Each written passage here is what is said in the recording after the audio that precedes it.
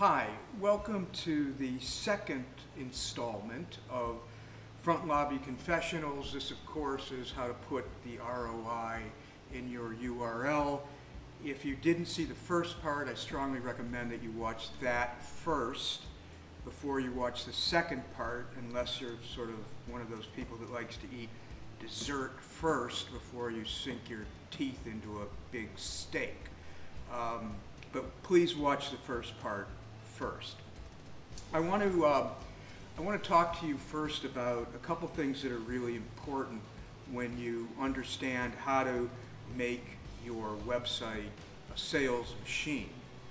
And the first thing I want to tell you is that in the B2B world, 75% of the people do their online research about your company based on your website before they even make contact with you, if they do make contact with you. So basically, 3/4 of your prospects are checking you out before they even extend an email, phone call, whatever it is to you, which basically means that up to 75% of the people, based on just your website, won't even contact you for a deal.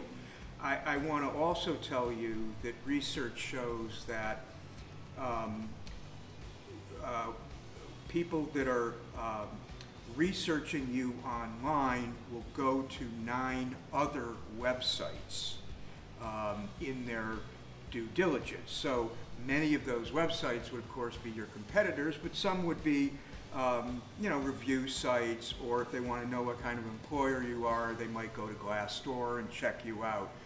But if you think this is a beauty contest, you're absolutely right, it is. The second thing I want to tell you when trying to make your website a sales machine is to understand this very important principle, which is your website is the ideal sales rep. It works every minute of the day, every day of the week, every week of the year. It never takes a vacation. It's never sick. It doesn't miss an appointment. It gets through every gatekeeper. It offers your prospects one single unified message that doesn't go rogue. And, by the way, if it helps to convert a sale, you don't need to pay it a commission.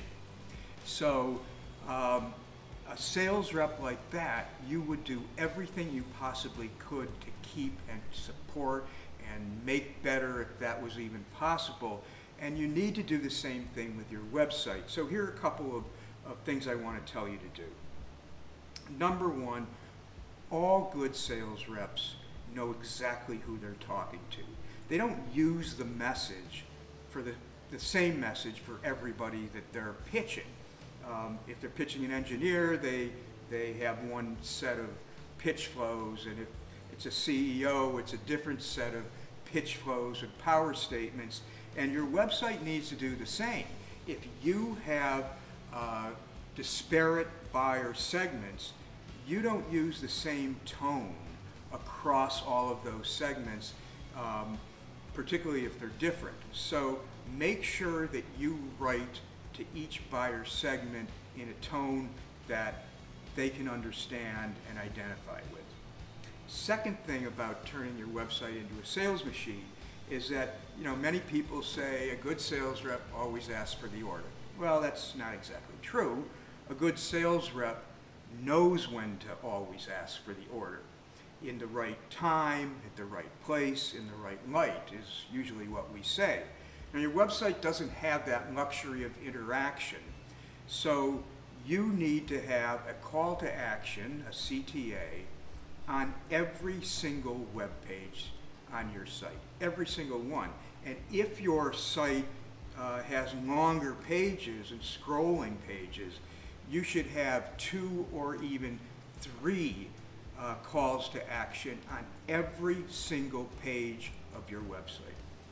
The third thing I want to tell you is that a good sales rep always follows up and has this whole sales motion and process of following up. So your website needs to have a very dynamic email acquisition strategy, number one. And you need to send follow-ups, whether it's through email or through a phone tease followed by an email of salient, valuable, informative messages, just like a sales rep would do. And the fourth thing I want to tell you is that, and this is really important, and it's a mistake we all make. In the B2B world, on average, we spend 90 seconds on a website. I wish it was more, and there are little tricks that you could do to boost that duration. But on average, it's about 90 seconds. Yet we feel so compelled to put literally an hour or 2 hours of content on our website. And we do that because we want to cover all our bases, even though nobody's reading that stuff. In fact, there's Nielsen-Norman research that says that we only read 28% at the very most of what's on a single web page. Yet here we go, putting all kinds of stuff that's never really looked at carefully on a website. We don't like salespeople that waste our time. And we certainly shouldn't allow ourselves to waste the time of a web visitor, just like a sales rep wouldn't waste our time. So you really have to think about what's most important, and that is what we call content taxonomy or content hierarchy, putting those things that are most valuable pitch flows right at the top, right in front, because most of the other stuff isn't ever going to be seen. And that's this whole premise about the complexity of simplicity, that it really is complex to make a website simple. And we should never lose sight of the old adage that he who proves too much ends up proving nothing at all. In a website, all we need to do is prove one or two things. And we shouldn't let all this other stuff get in the way of that. Anyway, those are 4 little tricks to making your website a sales machine, or how to put the ROI in your URL.